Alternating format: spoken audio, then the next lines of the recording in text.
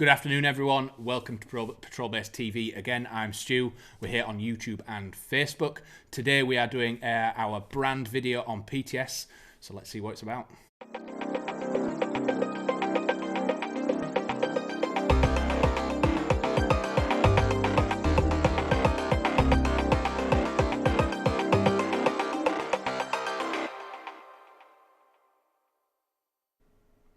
Welcome back. So today we are going to cover PTS as a brand in general. PTS has been around for decades. Even the Masada I have in front of me is originally over 10 years old, especially this one with a number 1 on it. So these came out many moons ago, but PTS themselves do everything from flash hiders, AEGs, recoil, magazines, stocks, absolutely everything that you can think of in Airsoft, they do. So if you do have any questions as we're covering anything, please drop them down below at any time. That's totally fine, but we are going to cover what do PTS do.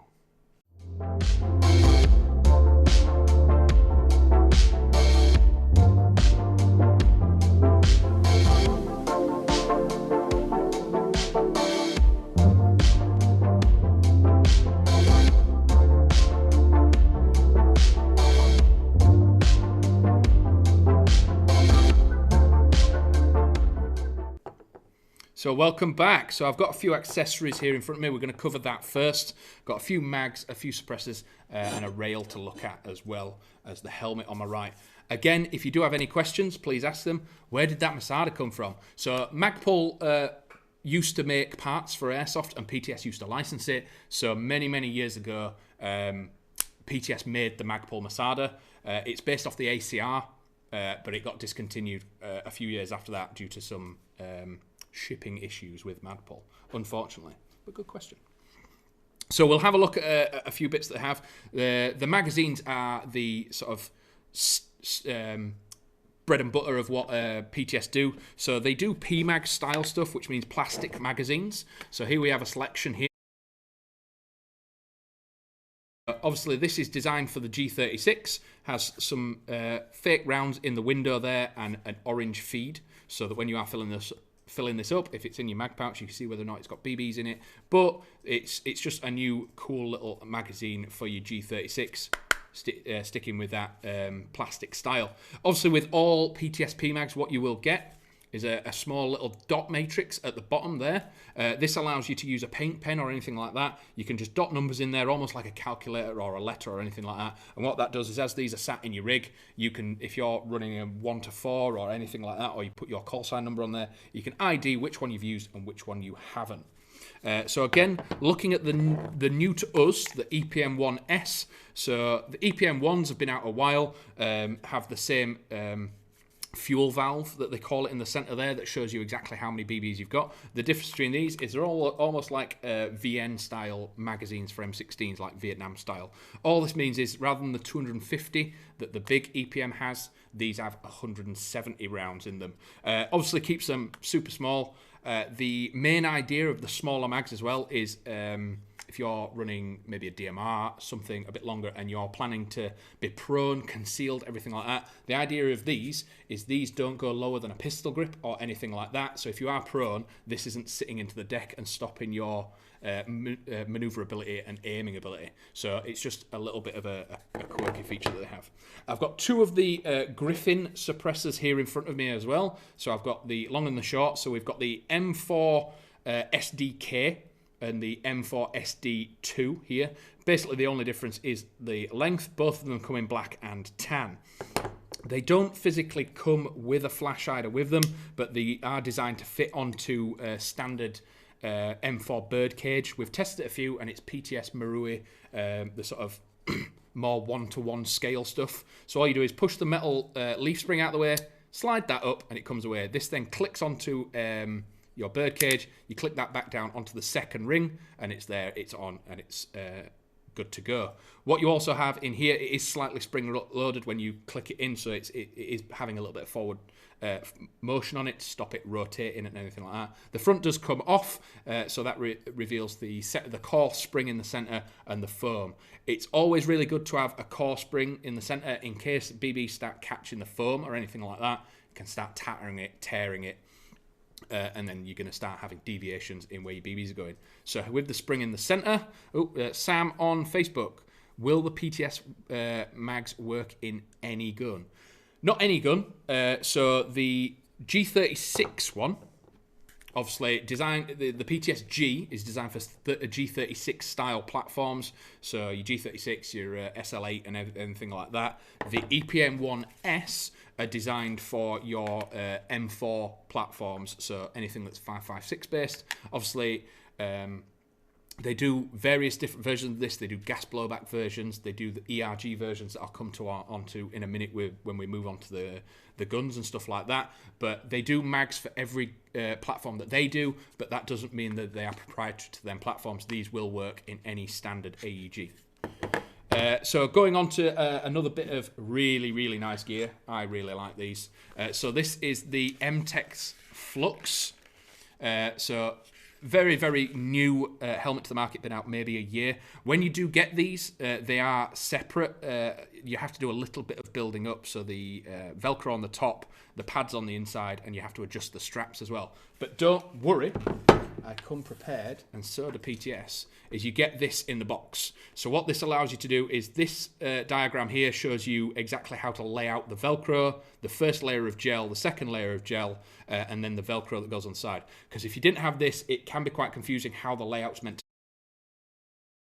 Also shows you how to adjust the straps on there as well. Extremely useful. Make sure you don't lose that if you get hold of one. Also, you will notice with this as well, the arc rails are slightly different. So it's an M-LOK style system on the back and the front, and you do have a shroud for anyone that's running night vision. So with this, you won't be able to fit your standard arc rails to it. EMR do bring their own specific M-LOK arc rails. We've recently just taken these offline. They will be back online soon. A few people were having problems that EMR shipped these with the wrong screws in it. What we've done is we've sourced the screws from them. We're putting them in the bags, and these will be back online very, very soon with the right parts in them, because we don't want people getting messed around having the wrong parts. All that means is you can stick these straight into the M-LOK, and you can just run your comms, run your headsets, run your EMRs, run your Peltors, and have good times all day. You do have Velcro all the way around the back, so if you do end up wanting to put a counterweight, IR lights, patches, call signs, anything like that, you can then run night vision or your GoPros in the shroud. It is really cool. What they also have done, this has only got the first layer of foam in here, is because this is licensed by PTS, use it from MTEC, is it has the same gel style foam inside. So you get this first layer, and then you get a bag of the second layer, almost memory style foam. And having used one of these before, this is pretty much the comfiest helmet I've ever worn. And there has been times when I've put t-shirts and all sorts in a helmet to try and make it a little bit more comfy. This thing, just out the box, is awesome. And with all the different bits of foam, gel, and comfort adjustability, this is probably the best helmet you'll probably get on the market at the moment. We do also have the very, very, very sought after Scar MREX rail. So what this does, it replaces the three rail sections on the front of any Scar, so the TM, the Aries, or anything like that. And you have M-LOK on the left, right, and bottom, and a very small bit of RIS at the top, and your front iron sight will sit here. There is a small part in here, this bit here. It does come attached to the rail. You will have to remove this, fit it to the Scar, and then put the rail on. Don't try and slide this on and everything like that. It is a little bit more complicated than I thought it was going to be. But just to show you, we have prepared one earlier to show you how awesome this looks. So this is a Scar, TM Scar H with the MREX rail fitted, and a load of really cool parts on it. So there's the Vector optics on there, we've put a PEC box on it, but it just shows you the slight difference of what it makes to the front. So normally the Scar would end here. The iron sight, if you are going to put something on the rail at the front, if this PEC box was going to be here, I would recommend removing the iron sight. But obviously, if someone wants this, we don't want to be removing parts and having to fit them again. But you can see that it removes both left and right rail section and the bottom rail section. So if you are not very tech savvy, and you're worried about scratching your gun, just try and get someone to do it for you. But this thing is absolutely stunning once it's built up. So we do have these in right now, so you can get hold of them, along with the Griffins and the magazines and everything like that. Obviously, PTS do make LR EPMs as well, so the 7.62 style EPMs that would work in this, but obviously with it being a recoil, you will not get bolt stop, and you might have to modify, so the M4s and everything like that might need a slight modification.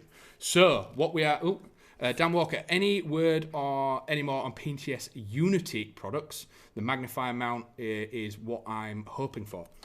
So we currently haven't got the magnifier mount, but we have got the dot sight mount. So the bronze Unity riser that has the iron sights in it. If you want in that, what that allows, if people haven't seen them, normally when you get a mount and you get a T1, it sits quite low to the rail. People are getting this new Unity mount that raises it really high, gives you a really high profile over pec boxes, over everything else. It means it's easy to get down, and the Unity flipped down with the magnifier comes down, and it doesn't break the profile either side, so it flips down and it's just easier to use.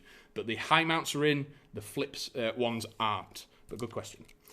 So if that's everything for accessories, if we do move on in a moment to what PTS do on platforms, if you still have any questions on accessories, please drop them down below. We will come back to them. But if that's everything for accessories, let's have a look at all the cool stuff that PTS make in guns.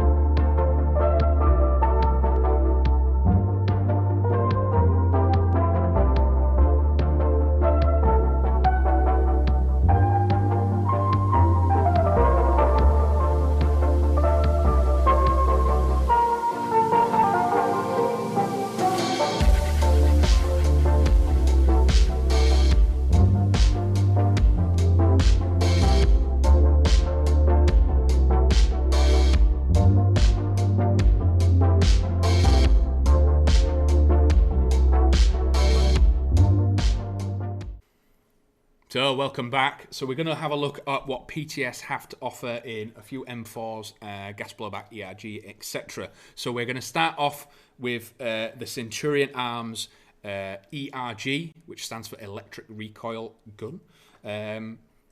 Again, across the platform, you will see the accessories that PTS do across their platforms, but what you will also notice that you will have probably seen these before on many different things.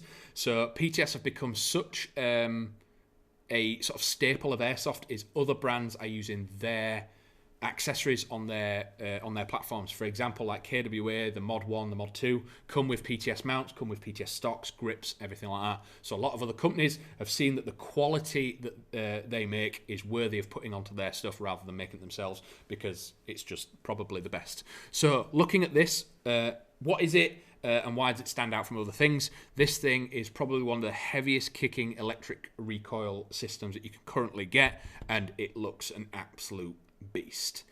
So big thick quad rail on the front, just looks angry. It comes with the flip up sights, and it does have a 40mm counterclockwise thread. So if you wanted to put the Griffin on this onto the birdcage that's on it, you could do that, or you could throw this off and put any other tracer unit, Spitfire, any other flash hider you wanted on there.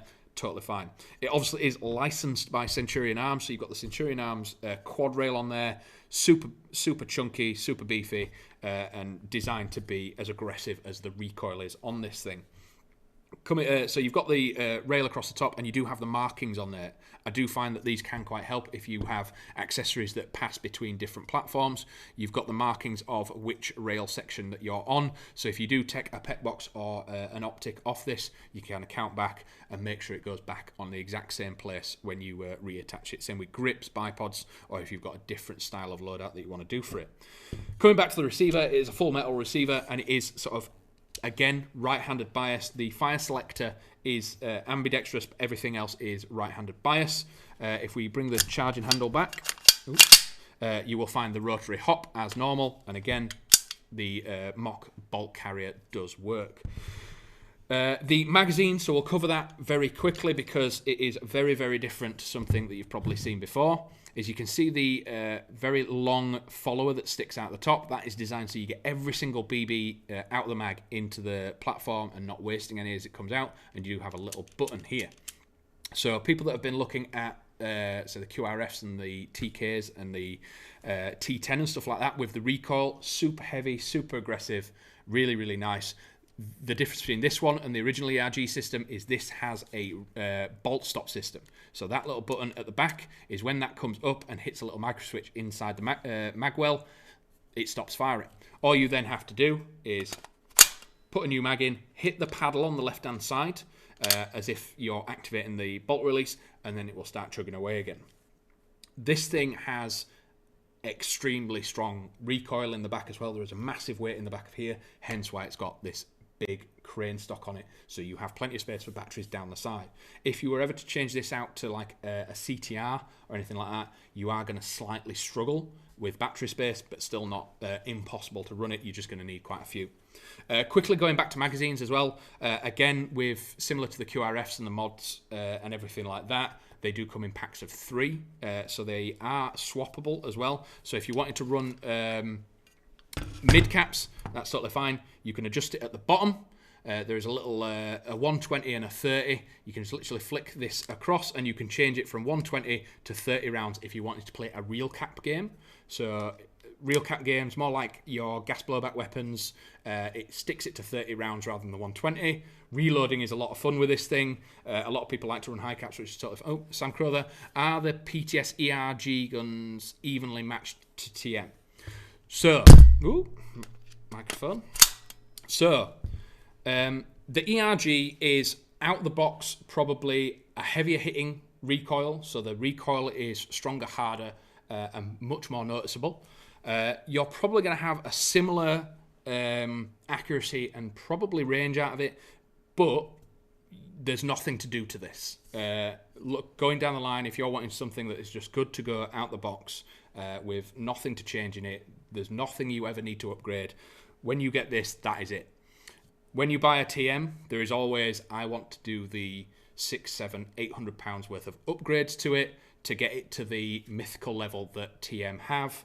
And it is an incredible level that you can take them to, but it does cost a lot of money.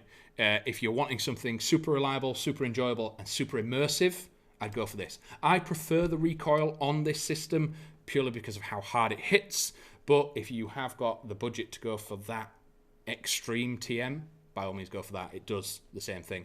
And magazines for this are cheaper as well.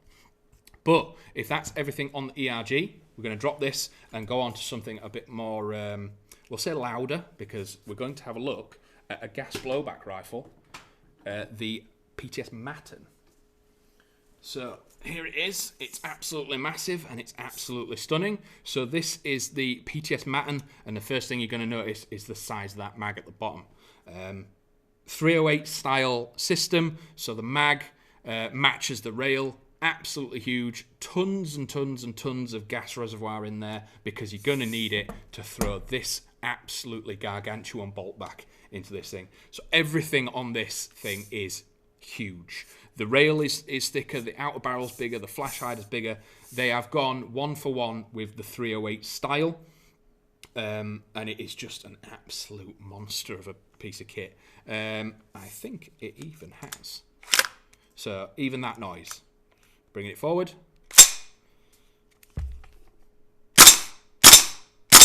But what you will notice as well, if we flick it round to the fun switch, this does not have full auto. What it has is 3-round burst. So really, really cool. And as you will find with a lot of the gas platforms, is this will not flick into safe unless it is racked.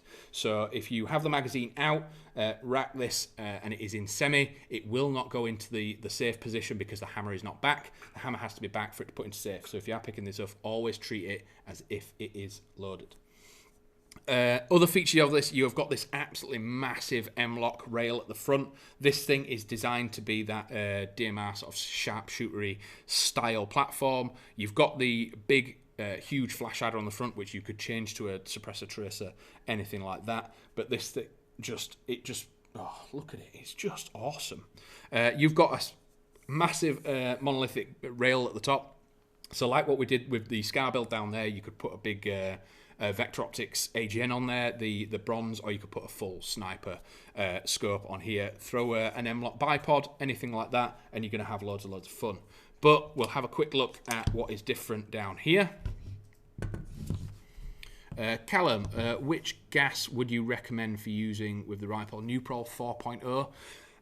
When it comes to gas rifles, it all comes down to the weather that you are in. It's best to try and test a few different ones. You want to try and run on the lowest power gas that you are happy with the performance on. It's quite easy to just go 4.0 is the most powerful, I'm going to put it in.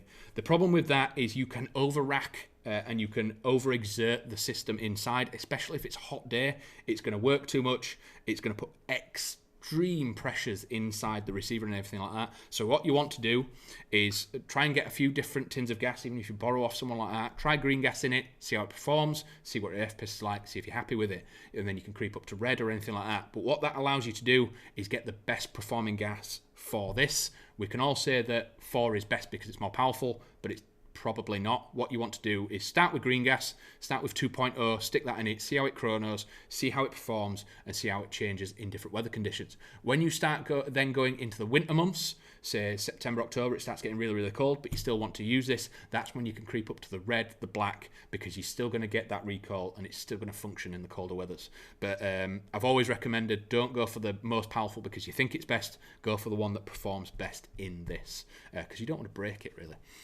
But we'll have a quick look at the absolutely huge 308 style magazine that we have. So if you are cleaning or lubricating and you wanted to test fire this, obviously gas blowback have the little switch at the back that when you fire it, it locks the bolt back. So what these do have is a little switch at the top there that when you push the feeder down, you can lock that back, and what that means is this switch will not engage. It means you can fire off a few dry shots and see if the magazine's working, if you've done any maintenance on it, and you're not having to put BBs down the barrel. You're just doing a functional check on the mag and the platform. So if we do have another look at the whole thing in general, I mean, this thing's just heavy and awesome. Callum, would the recoil cause any issues with red dot placement, or would you suggest getting a Vortex withstand the recoil? With this, absolutely, if it's in your budget, I mean, if you're buying this, it probably is in your budget as well, but this thing has some absolutely huge weights throwing around in it. So if you want to get something that's going to hold a 0, dot sight, magnified, anything like that, if you get a combo, definitely look for something that's not in the low-end clone market. You need something that's going to hold 0. The electronics aren't going to shatter themselves to pieces with this big weight throwing around. So if you can budget for a Vortex, definitely do, because not only is it going to keep 0, you're going to have a better day with it, that if worst case scenario you drop this and the big weight hits the optic or a BB hits it, the Vortex has the warranty. So just speak to us, speak to Vortex, and we'll get you a new one. It's much better than spending more money. So other features, so again, as you've seen with other things, it comes with the PTS accessories, the grip, the stock, the flip-up sights. Just shows that the stuff that they are making is good enough to put on theirs and other platforms. But any other questions on the 308 Matten, please drop them down below. I love having this in my hands, so if there's any excuse to pick it back up, drop a question and I'll pick it back up. So we're going to look at something brand spanking new now to us, which is, I'll put this down nice and safe, is the M4 Radian. So this is obviously a lower caliber, but my God, look at that receiver. So they've sort of almost tried to match the old PMAG style cage work on the receiver, and this thing's just gorgeous. I mean, look at it. The rail has big bolts and stuff clamping it to the monolithic receiver, so you can see how the rail matches the receiver. And this is, again, a fully licensed product that they've brought out. It's got all the markings on it, and what we've done is we've thrown through accessories on this one just to show it off a little bit. We've thrown the Griffin on the front because this obviously has the A5 birdcage. Sam, that stock though, it's cool, isn't it? So this is the EPS stock. So you've got loads of different styles. You've got the EPS-C and everything like that. So this is the EPS-C, so you get loads of different EPS style stocks. You saw it on the recoil systems, having the slightly bigger one, that's for battery space. The Matin had the big one to help with the recoil, but because this one is a lower caliber, they've put the thin stock on it, and I think it just adds to that aesthetic of this sleek machine. They've done a lot of weight saving where possible on this, so there's loads of ports on the top of the rail to save on weight, but just everything on this is just gorgeous. All the M-LOK down the left, right and bottom, rail all across the top, thrown the Mod 1 on there, and even the charging handle itself, you've got the butterfly style one, so when you pull one side it opens both, and when you do, you get the markings on the back. So that is going to stay back now because obviously the magazine's empty, but if we slide this forward, you do have an ambidextrous control here. So rather than having to use the full paddle on the side, if I press this, the bolt goes forward. And again, nice snappy response. Obviously being gas, it's there's no power transfer or having to wind up and pull a piston back. That gas is immediately in the bolt, putting the BB down the range. It is super happy on the trigger response. Obviously with this one, it does have a full auto setting. It's not 3-round burst like the Matin. This one does have full auto, and again, credence to the magazines, these are PMags now, so back in the day when gas magazines were metal and they'd suffer from cool down and everything like that, that is much less of an effect now with the plastic style mags. These things don't sort of start freezing and everything on you and not really work on full auto like they did back many years ago when I was playing earlier on. So the full auto is a genuine function on these, not a party trick. So if it is needed, it's totally usable. Other features on this is a brand new system. So the magazine release is ambidextrous on both sides. The fire select is ambidextrous on both sides, and the bolt release is ambidextrous on both sides. The bolt inside, you can get spare ones if you wanted to have different power limits. If you want to lock it off and not have the full auto system, you can have 2 different bolts and swap it all around. But as a platform itself, this thing is absolutely gorgeous, and I think it's definitely possibly going to end up in my armoury very soon. But if that is everything on PTS in general, if there's any more questions on accessories, platforms that we've covered, anything at all, I'll quickly do a front to back on this. But if you've got any final questions, throw them up. We're more than happy to answer them. So the Radian has a 40mm counterclockwise thread at the front, like most PTS platforms, but what you will find is a lot of older gas blowback platforms had a clockwise. PTS have gone with the counterclockwise. Instead of taking the flash hider off, I've just used a Griffin and clipped it straight on there. Flip up PTS iron sights and the new Radian style rail, M-LOK rail that's on the front that is meshed to the receiver. So what you will find is if this isn't what you want as an end look for a gas blowback rifle, look at one of the other ones. Look at the LM4. PTS do standard gas blowback rifles. It's just a different rail is not going to... It probably will fit, but it's not going to look right with that meshed part there. So you've got loads of real estate for your pec box grips and everything like that. And then you've got the 20mm rail on the top where I've stuck the Mod 1. The new Radian receiver that is just a piece of art in itself with that old school PMag style caging on the receiver is really nice. Full ambidextrous controls and true full ambidextrous controls on this with the fire selector, mag release, bolt release on both sides. Even the charging handle is ambidextrous as well. Coming back, we have the super slimline EPS C-style stock and the PTS grip. But if that has been everything today, thanks very much for joining us. It's been great talking to you as always. We'll leave it there. And again, if we have missed your question, we do apologize.